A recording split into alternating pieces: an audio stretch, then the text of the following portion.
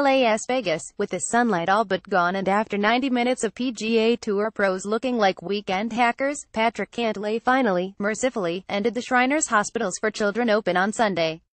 He made a scrambling par on the second extra hole to defeat Alex Cejka and weeken in a playoff for his first PGA Tour title.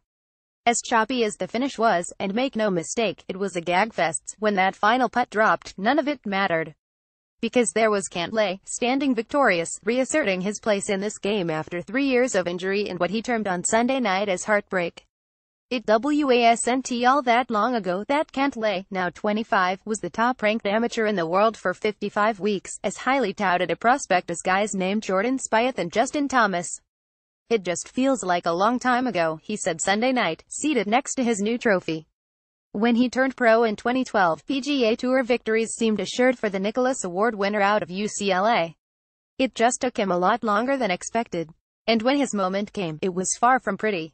"The finish did not happen the way I thought it would," he admitted, "but it was just enough."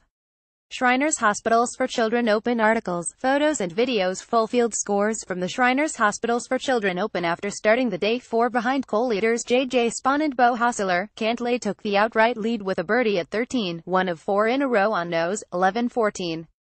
To that point, Sunday's final round had looked nothing like Saturday's third round, when wind gusts of nearly 40 miles an hour battered the field late in the day.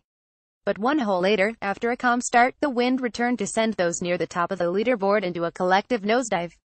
"It was really 2 different days out there," Cantlay said. "It was really like the first 14 holes, and the last 4 holes. The first 14 holes were a shootout.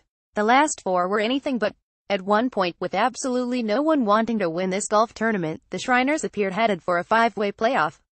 Cantlay, who had reached 11 under par, bogeyed 17 and 18 to post 9 under. Kim, likewise, dropped a shot on the 72nd hole to get into the clubhouse at 9. Next up, needing birdie to win and part to get into a playoff, Chesson Hadley bogeyed 18. You may be noticing a theme here, to fall out of contention.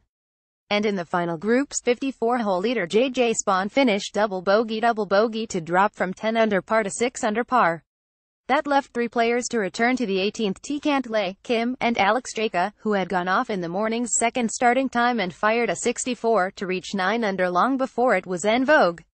"It was a little bit tricky.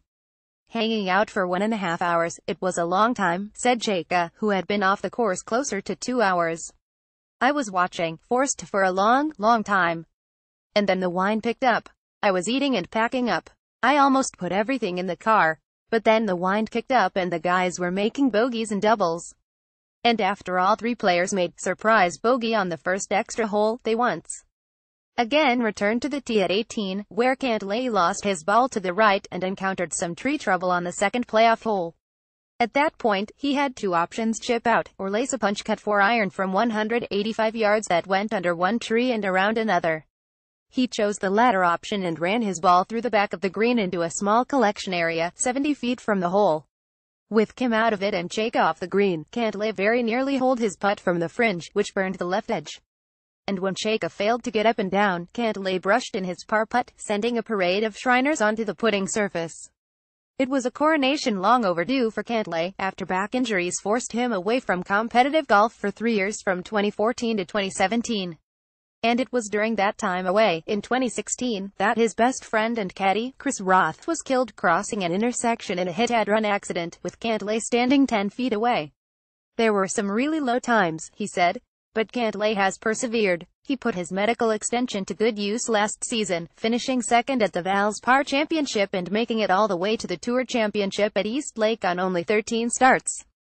And now, he's a PGA Tour champion. Patrick Cantlay is back, and he is setting his sights on once again becoming the #1 player in the world, this time, as a professional. "Having won, I hope they pile up," he said. "I feel like getting your first one can sometimes be the toughest one to get. I want to be the best player in the world, and I want to win a bunch of tournaments. I feel like if that's not what you're out here for, you shouldn't be out here."